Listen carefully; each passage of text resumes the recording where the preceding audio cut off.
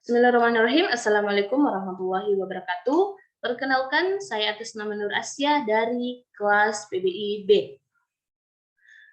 Puji syukur kita haturkan kepada kehadirat Allah Subhanahu wa Ta'ala karena telah memberikan kita kesempatan, kesehatan, sehingga kita masih bisa melakukan, atau saya masih bisa melakukan atau memaparkan materi pada kesempatan kali ini. Dan tak lupa pula kita kirimkan salawat serta salam kepada junjungan Nabiullah Muhammad SAW yang telah membawa kita dari alam gelap gulita menuju alam yang terang menderang seperti yang kita rasakan pada kesempatan kali ini. Baiklah, dalam video kali ini saya akan menjelaskan atau memaparkan sebuah materi yang berjudul tentang etika dan profesionalisme teknologi informasi. Nah, kode etik pada umumnya termasuk dalam norma sosial, namun apabila ada kode etik yang memiliki sanksi yang berat, maka masuk dalam kategori norma hukum kode etik. Juga dapat diartikan sebagai pola aturan, tata cara, tanda, pedoman etis dalam melakukan sesuatu kegiatan atau pekerjaan. Tujuan kode etik agar profesional memberikan jasa sebaik-baiknya kepada pemakai atau nasabnya. Nah, di sini ada tentang kejahatan komputer. Nah, di sini ada 3 kejahatan komputer.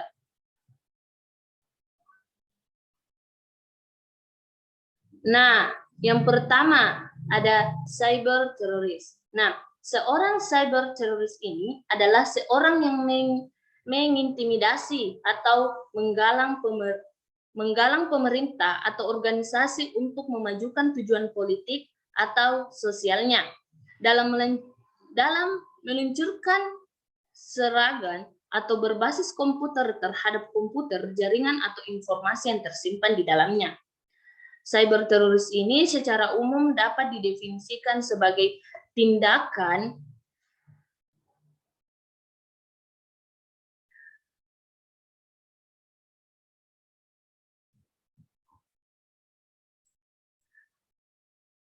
cyber teroris juga ini secara umum dapat didefinisikan sebagai tindakan terorisme yang dilakukan melalui gangguan dunia maya atau sumber daya komputer. Sebagai contoh, sebuah propaganda sederhana di internet akan terjadi serangan bom saat liburan tahun baru bisa dianggap sebagai cyber teroris. Yang kedua ada cyber extortion. Nah, cyber extortion ini terjadi saat sebuah situs web atau server email atau sistem komputer dikenai atau diancam dengan penolakan berulang terhadap layanan atau serangan lainnya oleh hacker jahat. Para hacker ini menuntut uang sebagai imbalan dengan janji akan menghentikan serangannya dan atau menawarkan perlindungan. Menurut Biro Investigasi Federal, saat ini semakin banyak serangan yang dilakukan para pelaku cyber extortion ini pada situs web, perusahaan, dan jaringan, melumpuhkan kemampuan atau kinerja mereka untuk beroperasi dan menuntut pembayaran untuk memulihkan layanan mereka. Lebih dari 20 kasus dilaporkan setiap bulan ke FBI dan banyak yang tidak dilaporkan untuk menjaga agar nama korban tidak keluar dan disebar ke publik. Yang ketiga ada cyber warfare. Nah, Departemen Pertahanan Amerika Serikat mencatat bahwa dunia maya telah menjadi perhatian tingkat nasional melalui beberapa peristiwa terkini mengenai signifikasi geostrategis, diantaranya termasuk serangan terhadap infrastruktur Estonia di tahun 2007 yang diduga oleh hack Rusia. Pada bulan Agustus 2008, Rusia kembali melakukan serangan cyber. Kali ini adalah kampanye kinetik dan non-kinetik yang diterkoordinasi dan diniskorkan melawan negara Georgia. khawatir bahwa serangan semacam itu dapat menjadi norma perang antara negara di masa depan. Dampak dari konsep operasi dunia maya akan disesuaikan oleh para komandan militer di masa depan.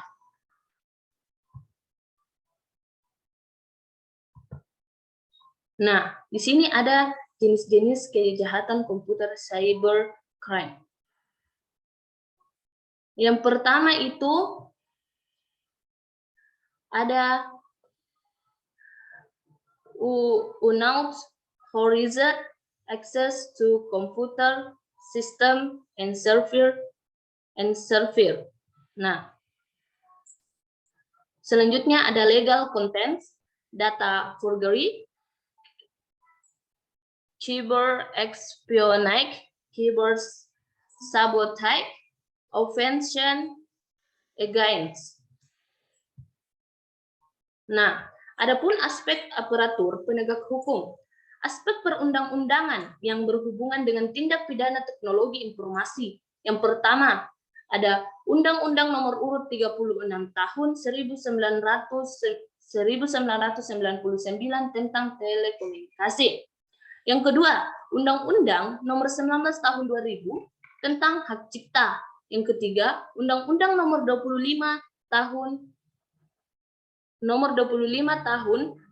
tentang perubahan atau atas Perundang-Undangan Nomor 15 Tahun 2000 tentang tindak pidana pencucian uang.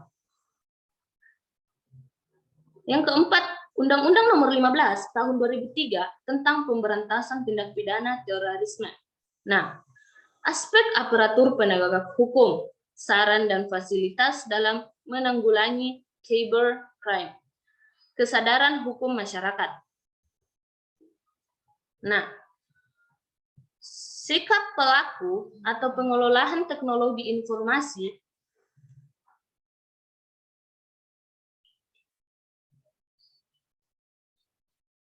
di era disruptif. Untuk para pelaku bisnis, terutama di bidang teknologi, kemampuan mencium kedatangan disruptif teknologis merupakan suatu yang mutlak dibutuhkan pada zaman ini. Istilah disruptif teknologis dan disruptif innovation memiliki pengertian yang sama. Istilah disruption dicetuskan pertama kali oleh Clayton M. Christensen. Nah, kita sudah memasuki kesimpulan. Nah, kode etik pada umumnya termasuk dalam norma sosial. Apabila ada kode etik yang memiliki sensi yang bermakna, termasuk dalam kategori norma hukum. Kode etik juga dapat diartikan sebagai pola aturan, tata cara, tanda, dan pedoman etis dalam melakukan suatu kegiatan atau pekerjaan. Baiklah, mungkin itulah tadi pemaparan materi atau penyampaian materi dari saya. Semoga bermanfaat bagi teman-teman sekalian, dan apabila ada salah mohon dimaafkan, kurang lebihnya wabillahi taufiq wal hidayah. Wassalamualaikum warahmatullahi wabarakatuh.